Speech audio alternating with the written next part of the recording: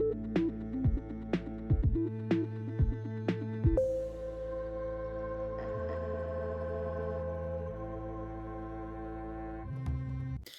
guys, welcome back to Release the Craftin. Priscilla here with another edition of Storycraft. For those of you who don't know, Storycraft is a segment, let's say, on this channel where I tell you a story while you watch me craft. And yeah, it's fun. We've been doing it for a while now, I guess, a couple episodes deep. We're going to continue doing that today. Although today might be a shorter episode, only because I wanted to jump on here to show you guys the thing I said I was going to show you, which was my process for making my raven stamp. And I wanted to tell you guys a story about a raven because, yeah, naturally. So I did manage to find a story, but it's a pretty short one, but I think you guys will enjoy it. Although you guys know, given my propensity to talk, it could be a lot longer than it needs to be.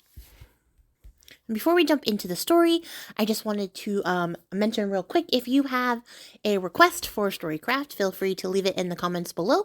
I am accepting any and all requests for stories that you would like to hear on this show. It's very hard for me not to call it a podcast, even though I don't have a podcast. But I don't know what else to call it other than show, and that's what we're doing. So yeah, let's jump into it. Today, the story that I am telling you guys is the story of the raven who stole the sun, and this comes from the first people of the Americas, from specifically this Pacific Northwest. That was harder to say than it should have been. And the version I'm telling you today is a derivative of the version that Maria Williams has in her book. So I would recommend, if you have littles, especially small children, to check out her book by the same name.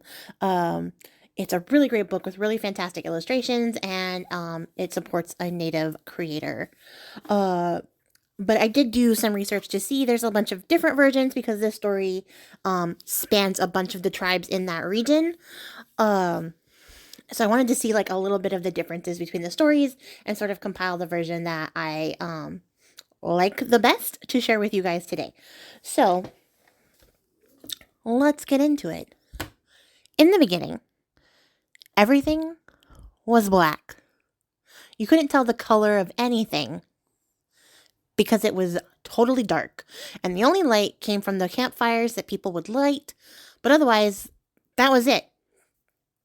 Pitch black, total darkness. Where we meet our hero of the story, Raven, who has always been. And what you guys don't know about our buddy, old pal, Raven, who has always been, is that even though nobody can see it, Raven, who has always been, is a completely white bird. Just enjoying his best life as best as he can, because he's struggling a little bit. It's totally dark, and he's a bird, so he has to fly around, and Raven, who has always been, who I will be calling Raven from this point on, for the sake of the story, he's struggling. He's trying to fly, do his raven business, get from place to place, and he just keeps running into things, running into the trees and the rocks, and it's getting so frustrating. And only, like, all Raven can think of is if only he could think of a better solution than this flying around in the pitch dark, because he can't hold a torch and go with him. Like, he can't do that. He's a raven. There's no flashlights at this time. So, he's kind of on his own trying to avoid, running into trees and other people and being caught off guard by, anything that might want to harm him. So while Raven is brainstorming on solutions to this problem, he remembers being told of an old man, a grandfather, and his daughter, a girl. They are both unnamed. It doesn't matter. They live in this house in the dark, and there is a rumor that this old man may have a box with a light source in it. And nobody knows what it is. They aren't really certain, like, what's going on. Just that this old man has a box with a very special prize inside. So Raven is now angling his flight path. He's going over to this house to figure out if he can see the light source and if it's going to be useful to him. And On the way there, he's trying to brainstorm of how he's going to get into this house because clearly this old man, this grandfather, is not going to just trust anybody who shows up at his door and is like, hey, give me what's in your special box. So while he's flying there, he happens to hear the sound of water being drawn from a well and realizes that it's the girl who lives in the house who is fetching up water. And Raven then realizes that this is the opportune moment, turns himself into a seed, and goes into the water pail. And so the girl carries the water pail with the seed into the house. She gets herself a glass of water and she drinks down the seed. And this had the unfortunate, depending on who you're asking, I guess, side effect of getting her pregnant. So our poor girl is now having the immaculate conception and is giving birth to a baby boy. This baby boy is Raven. And Raven realizes that he's in a special position in this house because, this grandfather had been lamenting previously that he didn't have any heirs to carry on with his fortune or lead his people. And, his daughter wasn't married, but now they have this child and it's a boy child. So perfect timing. Everything is awesome. So this grandfather is super excited. He's doting on this little baby. Raven's like, this is exactly what I needed. And decides to channel that energy into being the absolute worst baby possible, like the most colicky, crying baby in the world. And grandfather, who is absolutely besotted, in love with this little child, is so upset because he doesn't know how to stop the crying. So he's trying to give him all sorts of things, foods, treats, toys, things like that. And nothing is satisfying this child. And the baby just keeps crying and crying and crying.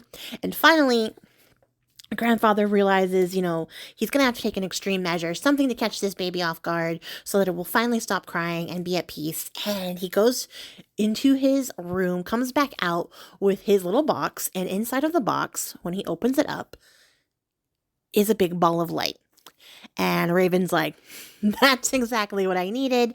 And immediately turns back into a bird, snatches up the light, and flies up the chimney and out of the house.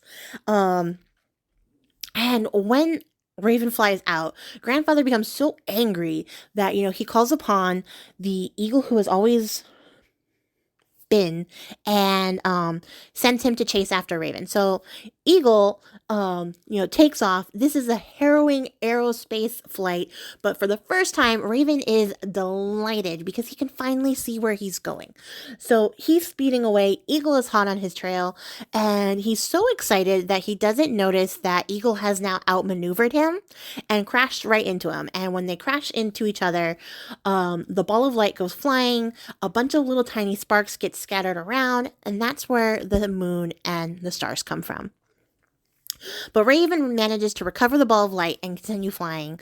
And because Raven is a little bit smaller and a little bit more wiser, let's say, a little bit more mischievous, he flies through some trees, which the opening he flies through is too small for an eagle to fit through. And he manages to get away from Eagle. And he flies and flies and flies and continues to fly until he gets super tired and sets the light down on the easternmost mountain to take a rest. And that's where he left the light, in the east, where the sun always rises. And that is where the sun came from. This little ball of light becomes the sun. It rises from the east, sets in the west, and rises again in the east, and has ever since Raven left it there. And at first, the grandfather was angry, but as he sees that, the people are overjoyed to have a source of light, they're given this hope and this sort of sense of reassurance, knowing that the light will continue to come from the east every day. Grandfather decides to let his grudge go and leave the sun where it is. And most importantly, now that he can finally see in the daylight, he sees that his granddaughter is beautiful. The most beautiful girl he's ever seen. And realizes that she needs more than to just get married immediately. She needs to be cherished and treated like the beautiful woman she is. And Raven notices after this, happy period of having some sunlight that he's no longer a white bird anymore. Flying through the chimney of that house turned his feathers all black, and they have been black all the way to this day. Every raven now has black feathers because Raven stole the sun. And that's my story. You guys, that's it. I thought it was a really cute story. I really appreciated it. I thought it went really well with sort of the themes of my year that I had talked about in my other video.